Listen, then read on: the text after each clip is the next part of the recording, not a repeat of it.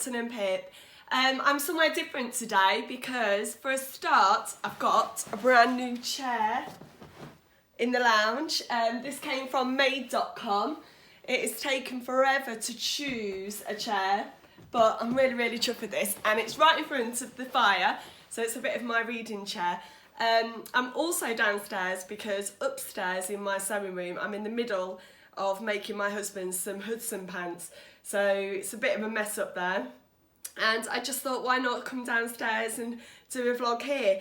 I've come on today not to talk about what I've been making, but Laura from the Specky Seamstress, I watched one of her vlogs recently, and her and the Camden Stitch, JJ, have set up an idea of, it's called So Many Questions, where there's 40 questions and answer them and talk a little bit more about you rather than just about what you make. So I watched Laura's yesterday, and it was actually really nice to find out a little bit more about somebody that you see online and also that you see their makes. So it's really nice to find out a little bit more, and I thought I'd jump on and have a go at 10 questions. So from the 40, I've chosen my questions that are in my little book here, and I'll pop up a little box with the question in, and I'm trying to be as honest as I can about some of these, and some of them are quite interesting actually, what I've chosen. So I might as well jump straight in.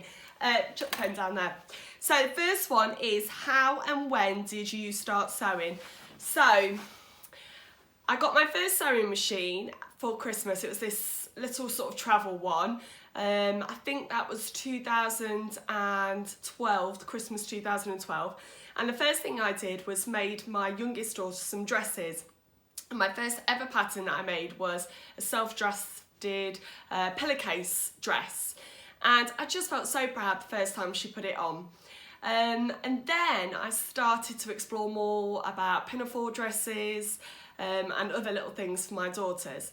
Then I thought, well, if I can make them things, why not make something for myself? So I think, I don't know, I think I've still got it upstairs actually, a new look pattern, just a simple top, a woven top, and the first time I ever made it, I just felt so proud that I'd got something from a piece of fabric, made it with my own hands, and was able to wear it. Now, it was the wrong choice of fabric, it was the wrong size, and I didn't wear it that much, but it just got me started, and from then on, I just haven't stopped.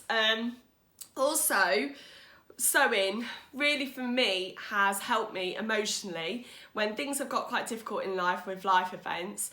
I've just wanted to sew, and it's just given me a release. So that's how I've started sewing.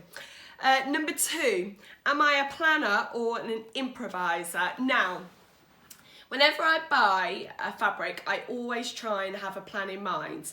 So I'm always just like, well, if I buy that, I'm going to make this. And it doesn't always work out like that. Now, this lovely book, I did once upon a time start completely planning.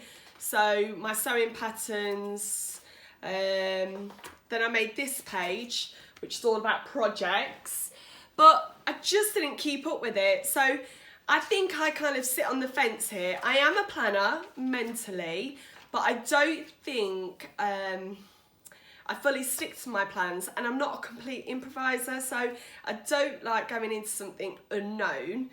But yeah, so I'm a bit on the fence with that one. Number 3, where do you sew? Now, I'm very lucky when we bought this house that there was a spare bedroom, and my husband has allowed me to turn that into my space. I do share it with the ironing and the washing, so it's not completely all down to sewing, but I'm ever so lucky to have a space. Now, we're trying to do, we're renovating this house at the moment, and my sewing room will probably be the last, but I don't mind because it's my little sanctuary. At the moment, it doesn't even have a door on its hinges. We took that off. But it's just my little space, and I'm really grateful for it. Number 4, how big is your stash? Now, a bit like I said before, I always try to buy fabric with a plan in mind, so it's not really that big. Now, with my stash, I've got a few pieces of fabric that I've actually had for 2 or 3 years that I bought, and I was like, yeah, I'm definitely going to make something with it, and I never actually got round to it. And then when I look back, I kind of think, I don't really like that fabric anymore. So I've tried to be really good and use that. Like this one example, I bought this fabric for, I don't know what I was going to make with it, but I bought 2 meters of it, and it's sat in my stash for ages, and in the end it's been used as a lining. So I've not actually made a full garment, but it's been really useful for those kind of things. So my stash isn't massive, but there are some pieces in there that I kind of need to have more review, maybe donate or get rid of. So maybe that might change. Number 4, proudest make or moment. Now, my proudest make is my sequin Betty, which I spoke about in my top 5 makes of all time. I absolutely love that dress, and I just wish I could wear it more. Maybe I should go down to the school run in it.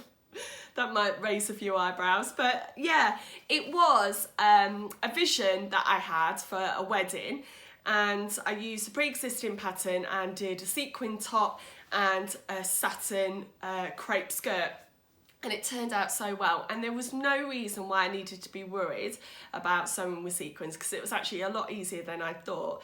I've worn it again for school prom, so I've at least had a go, another wear of it. It's still in my wardrobe though, kind of just looking at me every time I open the door. And my proudest moment has to be, I've got to stop saying that's something I need to work on.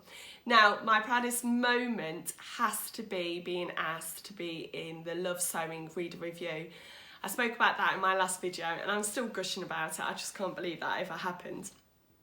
Number 6, woven or knit. Now, I'm going to sit on the fence again here, because everyone starts with wovens, and some of my first makes are ever wovens that I'm really proud of, but then some of my most comfortable have to be knits, and I'm kind of doing both today. Actually, I've not spoken about what I'm wearing today. I've got my Sugardale Evelyn dungaree overalls and my Tilly and the Buttons Freya top. So this really shows the love of woven and also for knits, and I really can't decide which one I love more. I have to say, if I really wanted a quick sew to kind of get my juices flowing, it would have to be knits. But then if I want more of a sew where I'm planning, woven. So I'm a bit of both actually. 7, printed or PDF. Now, I don't trace very often.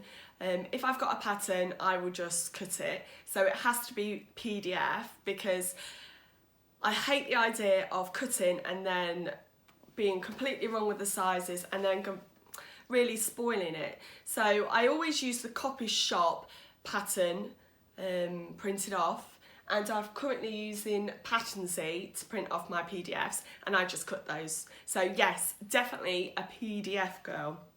Now, number 8, how has your style changed since you started sewing? Now, I think since starting sewing, I've become more confident in my style. I've become more adventurous in my style. Now, this is just one example. I would never, ever have bought something like this from the shop, but sewing it has given me almost a secret superpower that I just kind of think, yeah, do you know what? I'm gonna wear this. And when I wear these, like today I was on a school run, and you do see people kind of looking at you going, oh, that's interesting. And I just think, well, yeah, I've made it, and I don't really care what you think about it. I love it. So yeah, my style has definitely changed since I've started sewing. More so actually, since when I first began, I was all about the skirts and dresses, whereas now I would go shopping, have a look what's in the high street, and then think, well, yeah, I can make that, and it comes about. So yeah, definitely my style has changed. And then some different ones, heels or flats, number 9. I'm definitely a flats girl, and I had an operation on my foot, and ever since then I've been really conscious about wearing heels, and I just love sandals. I love my Converse, I love my trainers. Doesn't mean that I don't wear heels. I wear heels when I go out, but that's quite rare actually. So yes, definitely a flats girl, and I need to get some new Converse actually. My white Converse have broken after about 3 or 4 years, so I need some new trainers there. And number 10, ice lolly or ice creams. Now, when the ice cream man comes, I always choose an ice lolly, and it has to be a Zap ice lolly, the toffee, weird coloured ice lolly. I do like ice creams, but yeah, it's got to be ice lolly for me. So there's my 10 questions, my so many questions. Have a look over on the Specky Seamstress and the Camden Stitch videos to find out all the 40 questions. I'll put a link below to both of their vlogs so that you can have a watch about their questions as well. And I hope you've enjoyed watching this and find out a little bit more about me. If you'd like to know more or watch any more of my makes, please subscribe, and I'd hope to see you again soon. Bye bye.